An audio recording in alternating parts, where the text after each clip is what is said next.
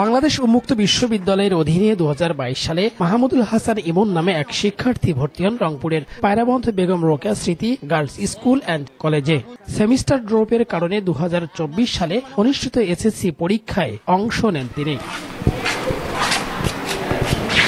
উত্তরপত্র শিক্ষা বোর্ডে না পৌঁছালেও ফলাফল চলে আসে। এ নিয়ে শিক্ষকদের মাঝে তৈরি হয়ে চাঞ্চল্য।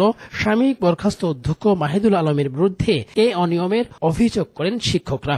আসলে চেঞ্জ করা হয়, যেটা আমি আসলে নিজে আগে জানতাম না, কিন্তু এইটা দেখে আমি আসলে এখন একটু বুঝতে পারছি যে আসলেই মনে হয় এরকম ঘটনা হয়েছে, হয়েছে।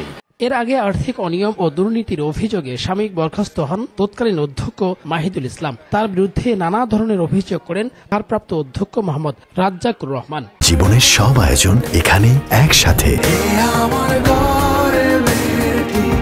এসএসসি প্রোগ্রামের যে ওএমআর শিট টাকার মাধ্যমে চেঞ্জ করে দেওয়া হয়, মানে নৈবেত্তিক পরীক্ষা যেটা 30 মার্কের, এটা আপনার খারাপ হয়েছে, আপনি বলতেছেন যে আমাদের পরীক্ষাটা খারাপ হয়েছে, এটা করা যায় কি না, এটা চেঞ্জ করে দেওয়া হয়, এরকম একটা আমি শুনছি। তবে এই ঘটনার দায় নিতে রাজি নন সাময়িক বরখাস্ত অধ্যক্ষ মাহিদুল আলম। এটা ষড়যন্ত্র। 2 নম্বর অপশন হচ্ছে যে ব্যক্তি, যে টিচার, ওখানে আপনারা 14-15 জন টিচার আছে, ওই লেখাটা কার হাতে লেখা, কোন ব্যক্তির, কোন টিচারের, দেখা করলে তুমি বোঝা যাবে যে কে আসলে অপরাধী। নিয়ম অনুসারে পরীক্ষার হলে খাতা দেয়া নেয়ার কথা জানায় উন্মুক্ত বিশ্ববিদ্যালয়। আমরা পরীক্ষা কেন্দ্রের শিক্ষার্থীর সংখ্যা অনুসারে মূল খাতা দিয়ে থাকি, আর আমরা সেই মূল খাতা অনুসারে তাদের কাছ থেকে যেটা অব্যবহৃত খাতা, আমরা সেই হিসাব অনুসারে সেটা ফেরত নিয়ে থাকি।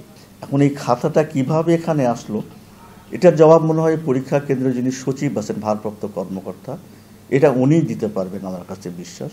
উন্মুক্ত বিশ্ববিদ্যালয়ের 2025 সালের এসএসসির চূড়ান্ত পরীক্ষার ফলাফলে জিপিএ 3.18 পেয়ে উত্তীর্ণ হন শিক্ষার্থী মাহমুদুল হাসান ইমন। রফিকুল ইসলাম, দেশ টিভি, রংপুর।